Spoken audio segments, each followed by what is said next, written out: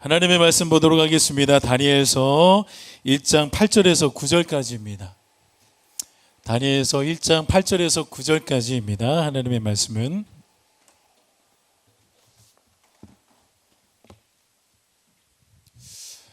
하나님의 말씀 다니엘서 1장 8절에서 9절까지의 말씀입니다. 우리가 너무나도 잘 알고 있는 하나님의 말씀입니다. 두 절밖에 되지 않습니다. 우리 큰 목소리로 함께 집중하면서 주의 말씀 받들어있도록 하겠습니다. 시작. 다니엘은 뜻을 정하여 왕의 음식과 그가 마시는 포도주로 자기를 더럽히지 아니하리라 하고 자기를 더럽히지 아니하도록 환관장에게 구하니 하나님이 다니엘로 하여금 환관장에게 은혜와 긍휼을 얻게 하신지라. 아멘. 자, 우리 앞뒤 좌우 보면서 반갑게 인사 나누는 시간 갖도록 하겠습니다. 사랑합니다. 축복합니다. 존경합니다. 인사하겠습니다. 사랑합니다. 축복합니다. 존경합니다. 명절들 잘 보내셨죠? 자, 우리 방송실에게 박수 한번 보내주세요. 아유, 방송실 보이지 않는 곳에서 늘 예배 드리는 우리 방송실입니다. 사랑합니다. 축복합니다. 거기서도 예배 잘 드릴 수 있기를 바랍니다. 오늘 거기 몇 명 있나요? 7명 있습니까? 예배 잘 들으시길 바랍니다. 그런데 지금 느낌인가? 왜 여기가 뭔가 우중충하지? 여기 뭔가 안 켜져 있는 느낌인데? 그냥 느낌인가요, 비가 올 것 같은데? 뭔가 우중충해요. 조금만 한번 확인해 주시고 그냥 제 오늘 기분일 수도 있을 것 같습니다. 오늘 하나님의 아들처럼이라는 제목으로 여러분들이랑 말씀을 나누려고 합니다. 여러분 탈무드라는 책 많이 들어보셨죠? 우리에게는 뭐 그냥 하나의 책이지만 이스라엘 사람들에게 이 탈무드는 굉장히 중요한 책입니다. 이 탈무드에 보면은요 이런 이야기가 있어요. 어느 부잣집에서 일을 하고 있었던 머슴이 있었는데 이 머슴이 누구랑 사랑에 빠졌냐면은 참 이 동화나 드라마 보면은 이 부잣집 딸이 꼭 있잖아요. 부잣집에서는 왜 이리 딸이 많은지 모르겠어요. 그 딸이랑 이 머슴이랑 사랑에 빠지기 시작했습니다. 아마 유추해 보건대 부잣집 딸내미가 이 머슴을 사랑했다라는 것은 머슴은 잘생겨도 웬만큼 잘생겨가지고는 안 되고 허벌나게 잘생겼을 것이다. 이 정도는 유추할 수 있을 것 같습니다. 그래서 이 둘이 금지된 사랑을 하기 시작했습니다. 그래서 결혼을 허락받기 위하여서 부모님에게 가서 둘 관계를 오픈하고 결혼을 약속을 받으려고 하는데 부모님이 과연 누가 어떤 부모님이 머슴에게 결혼을 시켜줘요. 그래서 막 결혼 한번 이야기 꺼냈다가 이 머슴이 쫓겨났습니다. 당연한 스토리죠. 근데 이 머슴만 쫓겨난 게 아니라 이 딸도 스스로가 누구를 따라가냐면 자기를 키워준 그 부잣집 부모님의 품 안에서 떠나가. 그 다음에 누구를 따라가냐면 잘생겼던 그 머슴을 따라갑니다. 그래서 둘이 알콩달콩 그렇게 집을 나와가지고 살게 되었습니다. 근데 아내는 이제 부잣집 딸이라 배운 것도 많았고 지성인이었어요. 그리고 이 머슴인데 뭐 얼마나 똑똑하겠습니까? 배운 게 너무 없었던 그 남편. 그래서 이제 대화가 살다 보니까 많이 차이가 나기 시작합니다.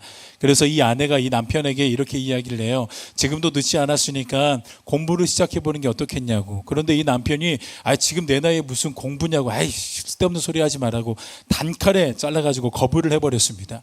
그런데 어느 날이었어요. 실제로 이 남편이 깊은 산속에 나무를 하러 갔다가 목이 말라요. 그리고 물을 찾아 헤매는데 갑자기 바위에 고여있는 물을 발견하고 머슴처럼 그 고여있는 물을 벌컥벌컥 마셨습니다. 다 마신 다음에 아무런 생각 없이 그 위를 쳐다봤는데 위에서 물이 떨어지면서 그 물이 고여있는 그 물을 자기가 마신 거죠. 그때 갑자기 이 머슴이었던 남자가 이 놀라운 진리를 하나 깨달은 거죠. 유력한 거죠. 이 조금씩 떨어지는 게 모여지는 것도 신기했고 이 조금씩 떨어지는 그 물방울 때문에 단단한 바위가 파여지는 것도 참 신기하게 이 머슴에게는 다가왔던 겁니다. 그리고 그 안에서 그 파여있는 그 바위를 보고 결단하게 됩니다. 나도 이제부터 공부를 해야 되겠다. 지금 당장 내가 어떠한 수준까지 도달하지는 못하겠지만 이 깊게 파인 바위처럼 언젠가는 나도 지성인처럼 아내를 만족시키고 이 내가 있는 사회를 변화시키는 그런 사람으로 쓰임받을 수 있으니까 나도 이제 한번 공부해봐야 되겠다라고 뜻을 정합니다. 그래서 이제 집으로 돌아가자마자 아내에게 말합니다. 여보, 나도 이제부터 열심히 공부하려고 해. 그렇게 해서 열심히 공부하기 시작한 나이가 40이었습니다. 그러니까 공부를 시작한 나이가 40이었던 거죠. 그리고 나서 훗날 이 사람은 훌륭한 지식인이 되었습니다. 1년 후에 된 것도 아니고 2년 후에 된 것도 아니고 시간이 차곡차곡 쌓이면서 훌륭한 지성인이 되었습니다. 그리고 이스라엘 나라에서 가장 존경받는 두 번째도 아니고 가장 존경받는 랍비 중에 랍비가 되었고, 미시나와 미드라시라는 책이 있어요. 법전이고 또 해설하는 해설서인데, 그 두 책을 쓰는 데에 가장 중요한 공헌을 한 사람이 바로 이 사람입니다. 이 사람의 이름이 아키바라는 랍비예요. 어느 정도의 영향력이 있냐면, 이스라엘 사람들에게는, 우리 대한민국에서는 세종대왕이 있다면 그 사람들에게는 아키바가 있을 정도로 영향력 있는 사람으로 살다가 죽었습니다. 유대인들은 지금도 자녀들이 이제 어른들의 말을 어느 정도 알아먹을 때쯤이면, 그리고 인생에 대해서 고민할 때가 오면은 언제든지 이 사람을 단골 메뉴처럼 이야기해 준다고 합니다. 아키바의 이야기를요. 새 마음, 새 각오, 그리고 뜻을 정하고 한 길을 쭉 걸어가는 사람들에게 반드시 좋은 일이 생긴다라는 것을 이 사람을 통해서 이야기를 해준다라고 해요. 뿐만 아니라 한 사람의 결심이 때로는 이 역사의 물줄기를 바꿔놓는다라는 것도 이야기를 해주고, 지각 변동을 찾아오게 해준다라는, 이 정확하게 만났던 진리를 해준다고 합니다. 오늘 본문에 다니엘이 나오는데, 다니엘이 무엇을 지금 거부하냐면, 지금 왕의 음식을 거부해요. 그리고 포도주도 왕이 먹던 그 포도주를 거부하는 겁니다. 여러분 잘 기억하시기 바랍니다. 그 당시에 왕의 음식과 왕의 포도주를 거부하는 것은 그 안에 어떠한 명확한 의미가 담겨져 있어요. 오늘 우리 대한민국 사회에서 흰 백기를 딱 들면은, 싸우다가 백기를 들면은 뭐 한다는 거예요? 나 항복한다라는 거잖아요. 그리고 뭔가 적군 앞에서 내가 무릎을 꿇었어요. 그건 뭐예요? 뭐 구두 닦아주겠다라는 거예요? 그게 아니잖아요. 나는 패배를 인정하겠다라는 어떤 의미를 담고 있는 표식이잖아요. 그런 것처럼 왕의 음식을 먹고 왕의 포도주를 마시는 것은 그 당시 그 민족과 제국 안에 분명한 의미 하나가 담겨져 있었습니다. 자, 음식이에요. 포도주에 이거를 먹으면은 그게 어디로 들어오나요? 내 안으로 들어오잖아요. 어떤 표식이었냐면, 이 왕의 통치를 내가 받아들이겠다라는 표식을 가지고 있었던 게 음식과 포도주를 먹는 상징적인 행위였습니다. 혹시 반지의 제왕 여러분 보셨어요? 여러분들 안 본 사람도 있을 것 같은데, 목사님 때는 그 반지의 제왕이 굉장히 이게 흥행했었던 영화여서 목사님도 1, 2, 3편을 다 봤었는데, 몇 편이었는지는 제가 기억이 잘 안 나요. 그런데 한 편에서 어떤 장면 하나가 씬이 딱 등장을 해요. 그 등장하는 씬은 어떤 모습이냐면, 난쟁이가 있어요. 난쟁이가 무릎을 꿇고 누구 앞에 있냐면은 그 제국의 왕 앞에 있어요. 근데 그 왕과 그 난쟁이가 지금 어떤 시나리오를 그려가고 있는 장면이냐면, 이 왕이, 이 신하가 이제 자기의 통치 아래에 들어오기 바로 직전에 그 장면을 그리고 있는 씬이 반지의 제왕에 나와요. 자, 그러면서 결국에는 이 난쟁이가 이 왕의 통치를 받아들이려고 하는 그때에 왕이 무엇을 주냐면, 왕이 먹고 있었던 음식을 이 신하에게 줍니다. 왕이 먹고 있었던 음식을 자기의 통치 아래에 들어오려고 하는 그 난쟁이에게 준다라는 거예요. 그러니까 다니엘이 자신에게 지금 왕의 음식이 오고 왕의 포도주가 오는데 이것을 거부했다라는 것은 무엇을 지금 의미하고 있냐? 단순히 그냥 부정적인 거, 야 이거 왕에게 들어갈 때 뭔가 부정적이고 우리 어떤 율법에 어긋나는 이 정도 차원이 아니에요. 이 정도 차원이 아니에요. 어떤 정도의 차원이냐면, 이 음식이 내 안에 들어옴으로 당신이 나의 통치자가 되는 것 같지? 나는 그걸 거부하겠다라는 거예요. 당신이 지금 나를 통치하는 것 같지만 나를 유일하게 통치하는 사람은 내가 섬기는 만군의 주 여호와 하나님 한 분입니다. 자, 그런 신앙의 고백의 차원에서 무엇을 거부하고 무엇을 밀어내냐면, 왕으로부터 오는 음식과 포도주를 거부하는 거예요. 다니엘은 지금 이런 신앙의 모습을 보이는 겁니다. 여러분, 지금 다니엘은 노예로 잡혀오는 그 현장에서 자신을 뭐라고 고백하는 겁니까? 나를 유일하게 통치하시는 분은 여호와 하나님이라고 신앙의 고백을 하고 있는 겁니다. 그 신앙 고백을 어떤 모션을 통해서 하냐면, 거부, 저항, 밀어내는 이 모션을 통해서 신앙의 고백을 하는 겁니다. 우리가 신앙생활을 하다 보면 무엇인가를 입고 무엇인가를 취함으로 우리의 신앙을 고백할 때가 있어요. 지금도 우리가 예배 현장 가운데 예배 옷을 입으면서 우리의 신앙을 고백하잖아요. 물론 조는 사람들도 있지만 어찌됐든지 간에 우리가 예배 현장에 와서 예배 옷을 입고 부르심의 현장 가운데 선교사의 옷을 입음을 통하여서 우리의 신앙을 고백하기도 하잖아요. 맞아요. 이런 것처럼 우리는 무엇을 입고 무엇을 취함을 통해서 신앙을 고백하기도 합니다. 그런데 때로는 우리가 저항하고 우리가 거부해야 되는 그런 순간에는 저항을 통해서 우리의 신앙을 고백하기도 하고 거부를 통해서 밀어내는 것을 통해서 우리의 신앙을 거부해야 되는 순간이 있다라는 거예요. 오늘 다니엘이 그 모습을 취하고 있는 거예요. 오늘 다니엘은 무엇인가를 입으면서 신앙 고백을 하는 게 아니라 무엇인가를 거부하고 무엇인가를 저항하고 무엇인가를 밀어내면서 나의 신앙의 고백을 모든 사람들 앞에서 하고 있는 겁니다. 여러분 7절 말씀을 보면 세상 나라에서 하나님의 나라의 백성들의 이름을 바꾸려고 하잖아요. 환관장이 그들의 이름을 고쳐, 다른 게 아니에요. 지금 이름을 고친대요. 다니엘은 벨드사살이라 하고 하나냐는 사드락이라 하고 미사엘은 메삭이라 하고 아사랴는 아벳느고라 하였더라. 이게 지금 세상을 향한 세상이 우리를 향한 공격의 모습이에요. 제가 이 부분은 자주 말하죠. 세상은 우리를 향하여서 입을 벌리면서 막 뭐를 하려고 하지 않아요. 우리의 정체성을 희석시키려고 하는 공격을 한단 말입니다. 이름을 바꾼다라는 것 자체가 우리의 정체성을 희석시키고 희미하고 미온적으로 바꾸려고 하는 그들의 공격이란 말입니다. 일제시대에 우리 창씨개명을 통해서 한국인의 그 정서와 민족성을 완전히 근본적으로 말살시려고 하셨던 그 일본의 창씨개명의 정책이랑 똑같아요. 지금 바벨론이라는 세상 제국은 여러분들이 학교에서 여러분들의 그리스도인으로 살아가는 그 이름 자체를 희미하게 만들려고 해요. 여러분들의 그 그리스도인이라는 정체성 있잖아요. 하나님의 나라의 백성이고 하나님의 나라의 자녀라는 정체성을 희석시키려고 한단 말입니다. 오염시키려고 한단 말입니다.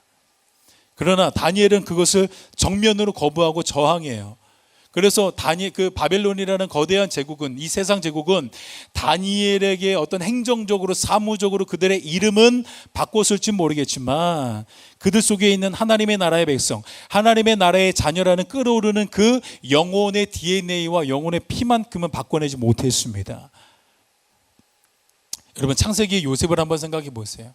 제가 수련회 때 기도회 하면서 이 창세기의 요셉을 한번 이야기했잖아요. 여러분 잘 보세요. 요셉을 잘 생각해 보세요. 요셉은 지금 형들의 미움과 시기, 질투 때문에 어디로 노예로 팔려왔어요. 어디로? 애굽으로 노예로 팔려왔어요. 그리고 그 요셉을 샀던 사람이 보디발이라는 사람입니다. 보디발의 집에 살면서 보디발도 요셉을 뭘로 여겼냐면 노예로 여겼어요. 보디발의 아내도 요셉을 뭘로 여기냐면 노예로 여겼어요. 그러니까 노예로 여기니까 너는 나랑 같이 동치미를 한 그릇 해야 된다라고 유혹했던 거 아닙니까?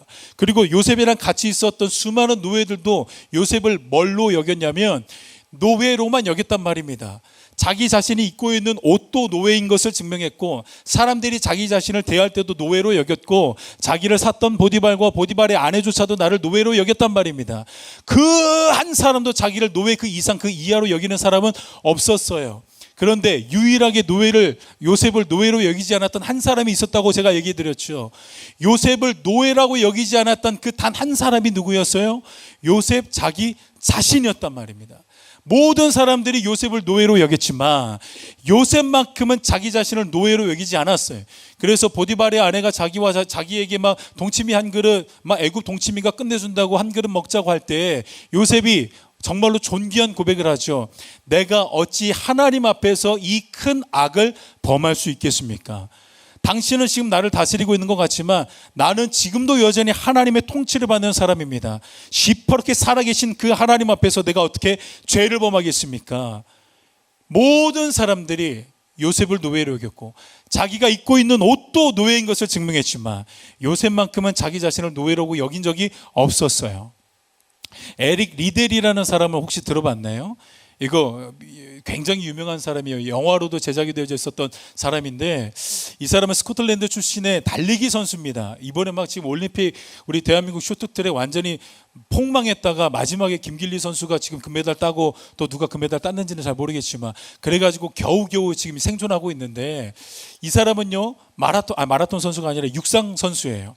에릭 리델이라는 사람의 아버지는 선교사입니다. 근데 이 사람은 1924년 프랑스 파리에 있었던 올림픽에 영국의 국가대표 달리기 선수로 발탁이 됩니다. 그리고 이 사람의 주 종목은 100m입니다. 100m 달리기. 그런데 이제 파리로 가는, 그 올림픽 현장으로 가는 배에서 100m 경기, 그러니까 자기의 주 종목이었던, 자기가 출전하려고 했었던 그 100m 경기가 주일에 열리게 된다라는 것을 그 배 안에서 통보받습니다. 그리고 그를 국가대표로 세워준 영국 올림픽 위원회랑 국가에서 엄청난 압박과 압력을 이 에릭 리델이라는 사람에게 쏟기 시작합니다. 어떻게 해서든 경기에 참여하라고 강요합니다. 그런데 이 에릭 리델은 그 위협과 부담 앞에서 미동도 하지 않고 100m 경기에 참가를 거부하고 저항 모드로 돌입합니다. 그가 간결하게 남긴 말이 있어요. 주일은 하나님의 것이고 나는 단지 그 법을 따를 뿐입니다. 너무 이게 시크하지 않아요? 주일은 하나님의 것이고 나는 단지 그 법을 따를 뿐입니다 라고 전달했습니다. 그때부터 이제 영국의 언론들과 모든 국민들이 에릭 리델을 향해서 엄청난 비난의 화살을 쏘기 시작했습니다. 편협하고 옹졸한 신앙인, 조국을 버린 위선자, 얼마나 많은 욕을, 얼마나 많은 비난을 이 사람이 감당해야 했는지 모릅니다. 때마침 400m 달리기에 참여하기로 했었던 선수가 있었는데, 그 선수가 100m 주종목이었던 에릭 리델이라는 사람에게 출전권을 양보해 줍니다. 그래서 평생 100m 달리기 선수로 살아왔던 에릭 리델이라는 사람이 갑자기 400m 달리기에 출전하게 되었어요. 그 결과가 어떻게 됐냐면 어이없게도 금메달을 땄습니다. 100m 달리기 선수가 주일에 하나님을 경외해야 된다는 이유로 출전을 포기했고, 누군가가 양보를 해줘서 그 양보한 그 400m에 출전했는데 거기서 하나님은 그의 목에 금메달을 걸어줬습니다. 우리는 이 간증을 들으면서 뭐 굳이 그렇게까지 해야 할 필요가 있나, 이런 고민과 이런 생각을 해요. 잠깐 두세 시간이면 끝나는 행사잖아요. 그리고 나라를 대표해서 나가는 영광스러운 자리잖아요. 아무에게나 주는 특권이 아니었잖아요. 그리고 주일에 24시간 중에 24시간을 전부 다 뛰라는 게 아니고 고작 해봐야 그 행사 시간 2시간, 3시간만 조금 할애해서 선수답게 그 시합에 열중하고 집중할 것, 그리고 출전할 것을 요구받았는데, 이 사람은요 그거를 거부한단 말이에요. 그거를 밀어낸단 말입니다. 그걸 저항한단 말입니다. 그래서 우리는 신앙인으로서 과연 이 사람의 이러한 태도와 이러한 신앙의 모습이 과연 건강한 것인가? 하루 내내 비우라는 것도 아닌데 나라를 대표해서 특권으로 나간 그 자리에서 이렇게 국가를 실망시키고 국민들의 마음에 아픔을 주는 게 맞는 건가? 우리는 이렇게 질문할 수밖에 없습니다. 그런데 적어도 에릭 리델에게 있어서만큼은 그건 단순히 시간 싸움이나 자존심 싸움이나 메달 싸움이 아니었어요. 에릭 리델에게 있어서 그건 신앙 고백의 싸움이었고 정체성의 싸움이었습니다. 다른 사람들은 모르겠습니다. 그러나 에릭 리델에게만큼은 그건 신앙의 싸움이었어요. 정체성의 싸움이었어요. 그리고 그 에릭 리델이라는 사람은 그 세상 한복판에서 수많은 압력과 수많은 비난의 화살을 맞는 그 순간에 자기는 저항하고 거부하고 밀어내는 것을 통하여서 그 한복판에서 하나님을 향한 자신의 신앙을 고백했던 겁니다. 여러분, 제가 고등학교 3학년 때 겪었던 일이에요. 그때 예수님이 뜨겁게 저를 만나 주셔가지고 예수님을 너무나도 사랑하고 예수쟁이로 살아갔던 때였죠. 그런데 제가 고등학교 3학년 때 그 담임 선생님은요 찐 불교신자였습니다. 그러니까 그 사람이 하고 있는 모든 것들이 나는 지금 찐 불교신자라는 것을 증명해 모일 정도로 그분이 가지고 있었던 것, 그분의 냄새조차 그 사람은 찐 불교신자였습니다. 그런데 그 선생님, 홍 선생님이었는데 그 선생님은 고등학교 3학년이었던 저를 너무나도 싫어하고 증오했습니다. 왜냐하면 찐 불교신자였고 저는 그때 찐 예수쟁이였거든요. 그때는 그 학교가 약간 지금 맛이 가 있는 학교여가지고 주일날에도 항상 아침부터 밤까지 자율학습을 무조건적으로, 비공식적이었지만 무조건적으로 다 참여를 하고 자율학습을 해야 되는 학교였어요. 난 왜 가? 나는. 그래서 주일날에 예배 드려야 되니까. 그런 내 모습을 보는 것도 그 선생님은 마음에 안 들었나 봐요. 그리고 그때 한참 예수님이 주시는 은혜의 마음이 있어서 금식 기도를 일주일씩 맨날 한 달에 두 달에 한 번씩 하고 있을 때였는데, 금식 기도하면 당연히 배가 고프지. 아니 하루만 굶어가도 막 죽을 것 같은데 일주일 동안 이 고등학교 3학년이 하라는 공부는 안 하고 맨날 금식 기도하면서 애들 밥 먹으러 갈 때 자기 막 시름시름 앓고 있으니까 그 찐 불교 신자였던 선생님은 그것도 보기가 싫었던 거예요. 그래서 그 선생님은 항상 이 어떻게 하면 이 애를 골탕 먹일 수 있고 어떻게 하면 이 박영광이라는 사람의 신앙을 꺾을 수가 있을까를 늘 생각을 했었던 것 같아요. 그런데 아니나 다를까 위험한 순간이 찾아옵니다. 그때 제가 반장이었는데 그 고등학교 3학년 담임 선생님 홍 선생님이 갑자기 상을 당한 거예요. 상을. 아버님이 소천하셨어요. 돌아가셨어요. 소천이라는 말은 안 맞겠네. 천국으로 가셨는지 잘 모르겠지만 하여튼 죽으셨어요. 그 다음에 이제 모든 이제 아이들을 데리고 제가 반장이니까 그 우리 선생님을 위로해주기 위하여서 장례식장을 찾았습니다. 장례식장에 갔는데 그 죽음이 호상이라고 하는데 호상이 아니었어. 호상은 하여튼 그래도 나이가 다 차고 이제 건강하게 이제 죽으면 그거를 호상이라고 하거든요. 그런데 그때는 갑작스러운 죽음이었던지라 거기 막 유가족들도 분위기가 완전히 침통해 있고 장례식장 분위기가 살벌했습니다. 그런 장례식장 분위기에 우리 친구들을 다 데리고 가서 조문을 하려고 딱 섰어요. 그리고 이제 뭐 장례식장 가본 친구들은 알겠지만 이제 영정사진이 있고 그 앞에 찐 불교 신자잖아요. 가는 순간 여기 신해산인가? 왜 이리 연기가 많이 피어? 근데 냄새는 그 연기가 어떤 냄새? 향 냄새잖아요. 그래서 막 신해산의 자욱한 현장 가운데 와가지고 하나님이 여기 임재하시나? 그 현장에 딱 도착했는데 그 홍 선생님이 노리고 있었던 거예요. 제가 반장이니까 유가족으로 대표해서 목사님에게 오더니 영광아, 네가 대표로 저 사진 앞에서 2번 절하면서 우리 모든 유가족들을 위로해주면 참 좋겠다 라고 이렇게 목사님에게 부담을 주는 거였어요. 그때부터 이제 목사님 등에서 식은땀이 나기 시작합니다. 많은 친구들이 보고 있는데 그들의 눈만 봐도 어떻게 하라고 하는지 이미 다 읽혀져요. 빨리 2번 엎드려. 모든 친구들이 다 마음이 통해가지고 목사님이 그렇게 육두문자를 쓰진 않았지만 막 욕도 하면서 빨리빨리 엎드려라고 말하는 것 같았어요. 그때 목사님이 너무나도 많은 고민을 했고 식은땀을 흘려갔는데 목사님은 그때부터 그 전부터 이 영정사진 앞에 2번 절하는 것은 귀신에게 절하는 거나 마찬가지라는 신앙의 교육을 받아왔던지라, 그리고 내가 여기서 절하는 것은 우상을 숭배하는 것과 다르지 않다라는 신앙의 고백이 있었기 때문에 목사님 식은땀은 많이 흘렸고 많이 당황하고 많이 부담을 안고 있었지만 하나님이 붙들어 주셔가지고 그 유가족이었던 대표였던 그 우리 홍 선생님에게 선생님, 저는 예수님을 믿는 사람이기 때문에 엎드려서 절하는 것 대신에 조용히 묵상 기도를 통해서 위로를 대신하겠습니다 라는 고백을 할 수밖에 없었어요. 무슨 정신으로 그 얘기를 했는지는 모르겠지만 하여튼 그렇게 이야기를 해가지고 결국에는 욕도 엄청 많이 먹으면서 우리 선생님이 실망하는 그 여력, 유가족들 앞에서 이런 개망신을 주는 애가 어딨어, 그냥 그런 화살들을 목사님에게 보내는 게 그대로 느껴지는 그 현장을 하여튼 잘 이겨내고 이제 목사님이 좋아하는 홍어를 먹으려고 그 옆에 장례식장 가면 식당이 있잖아요. 그 식당에서 친구들이랑 맛있게 홍어를 먹고 있었는데 이게 어려움이 끝난 줄 알았는데 그 홍 선생님이 안 되겠다 싶어가지고 이제 2차전을 벌이러 온 거예요. 목사님에게 와가지고 뭐를 건네냐면 뭘 건네겠어요? 술을 건네죠. 미성년자인데 선생님도 진짜 너무했지. 미성년자인, 생긴 거는 미성년자가 아니었지만 그때 목사님 고등학교 1학년 때부터 성인 요금을 내면서 버스를 타고 다니는 하나님의 은사를 주셨지만, 얼굴에 은사를 주셨지만 목사님은 그래도 미성년자잖아 법적으로. 그런데 그 홍 선생님이 목사님에게 와가지고 술잔을 주면서 술을 따라주면서 야, 그래도 영광아, 네가 우리 친구들 다 데리고 와가지고 선생님을 위로해 주러 왔으면 그래, 절 안 한 거는 괜찮은데 그래도 선생님 술 이렇게 주는 거는 받는 게 예의다 이 녀석아, 한 잔 받아. 그리고 그 선생님이 진짜 목사님이 기억해요. 그 선생님이, 나 사실 그 선생님 그렇게 연기 잘하는 줄 몰랐는데 거기에서 완전 새드 연기를 쫙 펼치더라고.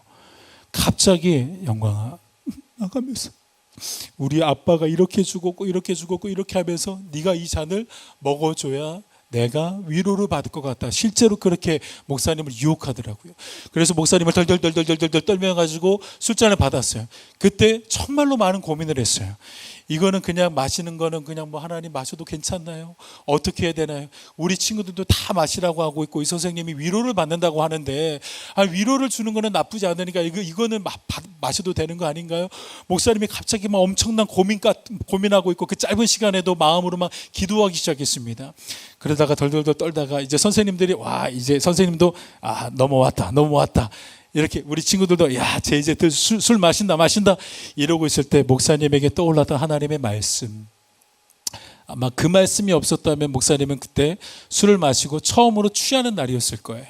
근데 그때 하나님에게 들려오는 말씀, 잠언의 말씀, 나를 존중히 여기는 자를 내가 존중히 여길 것이다. 그 하나님의 음성이 막 확성기처럼 들리기 시작해요. 나를 존중히 여기는 자를 나도 존중히 여길 것이다. 그 말씀이 목사님의 심령 가운데 들려오면서 마음의 평강이 찾아오고 흔들리던 손이 갑자기 떨림이 멈추면서 술잔을 딱 내려놓고 선생님, 저는 예수님을 믿는 사람이기 때문에 이 술잔을 받기는 했지만 제 안으로 들이킬 수는 없을 것 같습니다. 라고 이렇게 당당하게 선생님 앞에서 이야기를 할 수가 있었습니다. 그때 하나님의 들려오는 그 음성이 아니었다면 저는 그때 술을 먹으면서 술 먹을 만한데 하면서 그 장례식장에서 꼬장을 폈을지 몰라요. 그런데 그 하나님의 음성이 들리면서 하나님을 존중히 여길 수 있는 예배 현장이 되었습니다. 참 놀라운 거는 그렇게 목사님을 계속해서 공격하고 목사님의 신앙을 골탕 먹이려고 했었던 그 홍 선생님이 그 순간에는 많이 힘들어하고 나를 꺾지 못해가지고 참 분노하셨던 선생님이었는데 그 다음부터는 참 신기하게도 그 선생님이 저를 인정해 주기 시작했어요. 그 홍 선생님이 저의 신학을 인정해 주기 시작했고 주일날에 이제 자율학습에 빠지는 거에 전폭적으로 지원해 주는 선생님으로 변하게 되었습니다. 그리고 맨 마지막까지 그리스도인을 지원해 주는 찐 불교 신자로 그분이 살아가시더라고요. 오늘 말씀에 이런 구절이 있어요. 1장 9절을 보니까 하나님이 다니엘로 하여금 환관장에게 은혜와 긍휼을 얻게 하신지라. 하나님은 이렇게 약속을 해놓으셨어요. 단순히 너가 뜻을 정하고 살고 나를 존중하고 나를 경외하면 그냥 그걸로 끝날 거야 라고 말씀하지 않으셨고 하나님은요 약속해 놓으신 축복과 은혜가 있습니다. 그게 뭐냐면 은혜와 긍휼입니다. 그 은혜와 긍휼을 어떤 모습으로 어떤 방식으로 베풀어 주실지는 모르겠지만 분명히 약속해 주신 건 은혜와 긍휼을 베풀어 주시겠대요. 직접적으로 베풀어 주실 때도 있을 것이고 누군가를 통해서 누군가에게 은혜와 긍휼을 베푸시기도 하실 겁니다. 저에게는 하나님은 어떻게 은혜를 베푸셨냐면 홍 선생님에게 하나님이 은혜를 베푸셨고 홍 선생님을 통하여서 목사님은 고등학교 3학년 세월을 잘 믿음 안에서 끝낼 수 있었던 기억이 있어요. 히브리서 13장 7절에서 8절을 보면 이런 말씀이 있어요. 하나님의 말씀을 너희에게 일러주고 너희를 인도하던 자들을 생각하며 그들의 행실의 결말을 주의하여 보고 그들의 믿음을 본받으라. 예수 그리스도는 어제나 오늘이나 영원토록 동일하시니라 라고 말씀합니다. 여러분 이 말씀이 얼마나 중요한 외침인지 아세요? 하나님이 어떤 믿음의 사람들의 그 행동의 결말을 제발 좀 너희들이 주의해서 보라라는 거예요. 그 결말 보래요. 과정 말고 과정도 중요한데 그 과정을 통과해서 내가 만들어준 결말이 어떤지 그 결말을 제발 좀 보라는 거예요. 네 하나님 보겠습니다. 결말을 다 펼쳐보니까 은혜를 받지 않은 사람이 없었고 긍휼을 입어보지 않은 사람이 한 사람도 없다라는 거예요. 그러면서 주님은 말씀하시죠. 예수 그리스도는 어제나 오늘이나 영원토록 동일하시다라는 거예요. 그때 은혜와 긍휼을 베풀어 주신 주 하나님 오늘도 은혜와 긍휼을 베풀어 주신다라는 거예요. 목사님의 삶 가운데에도 뜻을 정하고 하나님 앞에서 믿음의 한 걸음을 내딛었을 때 그분은 그분의 자존심을 걸고 약속하신 대로 은혜를 베풀게 하셨고 긍휼을 베풀어 주셨던 그 하나님이 여러분들의 삶 가운데에도 여러분들이 믿음의 한 걸음을 내딛으면 뜻을 정하고 하나님 아들처럼 살아간다면 도전하고 결단하며 믿음의 걸음을 걸어간다면 하나님은 이렇게 말씀하시는 거죠. 은혜와 긍휼을 받게 될 것이라고. 여러분들도 은혜와 긍휼을 받게 될 것이고 여러분들을 통해서 누가 은혜와 긍휼을 받게 될지 모를 정도로 은혜와 긍휼이 쌓여져 가고 있다는 거예요. 이미 쌓여 있는 은혜와 긍휼들이 있다라는 거예요. 여러분, 그 은혜와 긍휼들은 뭐 문 하나만 열면 여러분들에게 쏟아져요. 어떤 문이요? 여러분들이 뜻을 정하고 하나님을 경외하겠다라고 믿음의 한 걸음을 내디디면 그 은혜와 긍휼이 여러분들에게 쏟아진다라는 겁니다.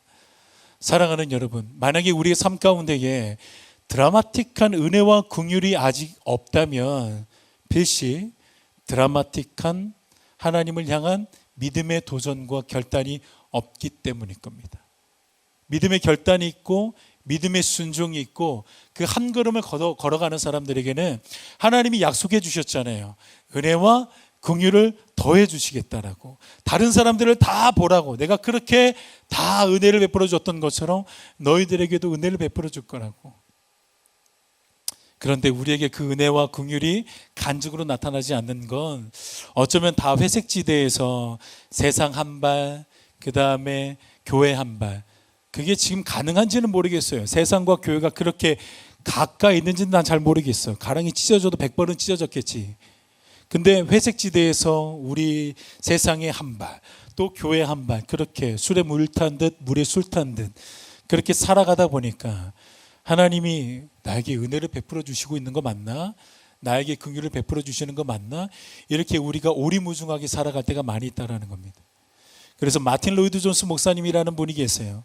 그분이 회색지대에서 살아가고 있는 사람들을 향하여서 이렇게 말한 바가 있어요. 자기 자신을 과보호하는 사람들이라고. 자기 자신을 너무나도 과보호하기 때문에 하나님 앞에서 내가 입고 있는 옷에 물 닿을까 봐, 내가 살아가는 현장에서 흙 묻을까 봐 너무 과보호한 나머지 그 물이 하나님의 은혜인지도 모르고 그 흙이 하나님의 긍휼인지도 모르고 그걸 그냥 내동댕이 치면서 살아가는 미지근한 인생으로 살아가고 있다는 것을 지적한 바가 있습니다. 우리 사랑하는 고등부 학생들, 여러분들이 살아가는 세상, 그리고 믿음의 세상 한복판에서는 참 녹록지 않은 사건들과 상황들이 여러분들을 많이 기다리고 있을 겁니다. 그런데 여러분들이 하나님의 아들처럼 살아간다면 하나님은 자존심을 걸고 약속하신 게 있어요. 은혜를 베풀어 주시겠대요. 긍휼을 베풀어 주시겠대요. 여러분, 그 은혜도 좀 많이 받고 긍휼도 좀 많이 받으시기 바랍니다. 그래서 나는 우리 고등부 학생들이 은혜에 중독된 사람들이 되었으면 좋겠어요. 긍휼에 중독되어진 사람이 되었으면 좋겠어요. 이 긍휼이라는 단어의 원어를 보면은요, 그 원어가 어머니의 자궁이라는 뜻이에요. 라함이라는 단어인데 어머니의 자궁이라는 뜻을 가진 단어가 긍휼이라는 단어입니다. 여러분, 하나님의 자궁 안에 있었던 놀라운 하나님의 기쁨과 즐거움과 행복이 있어요. 다른 사람들은 절대로 넘볼 수 없는, 어둠의 영들은 절대로 틈탈 수 없는, 공격할 수 없는 하나님의 품 안에 있을 때의 느낌을 여러분들이 반드시 느끼셔야 돼요. 그러려면 하나님이 여러분들에게 뭐 하나를 순종을 요구하십니다. 그게 믿음의 한 걸음. 예수님이 물 가운데 계실 때에 베드로야 와봐 라고 했을 때 베드로가 물 위를 딱 걸어갔을 때 그 믿음의 결단, 여리고성을 도르라고 했을 때 야 이게 돈다고 되겠냐? 한 바퀴 돌아요. 첫째 날 돌아요. 두 번째 날 돌아요. 금이 갔는지 보니까 금이 하나도 안 갔어요. 세 번째 날도, 네 번째 날도, 다섯 번째 날도, 심지어는 여섯 번째 날까지 금간대가 하나도 없어요. 그런데도 불구하고 마지막 일곱째 날까지 그 여리고성을 믿음으로 돌았던 그 걸음이 여러분들의 삶 가운데 있게 되기를 주의 이름으로 축복합니다. 그때 하나님은 하나님의 자존심을 걸고 약속하셨어요. 내가 은혜를 부어주겠노라. 내가 너희들의 삶 가운데 긍휼을 베풀어 주겠노라. 그 은혜와 긍휼을 입은 자로 살아가는 우리 살아가는 고등부 모든 학생들과 선생님들 되어지기를 주의 이름으로 축원합니다. 우리 시간에 물 위를 걷는 자라는 찬양으로 다시 한번 하나님 앞에 나가기를 원합니다.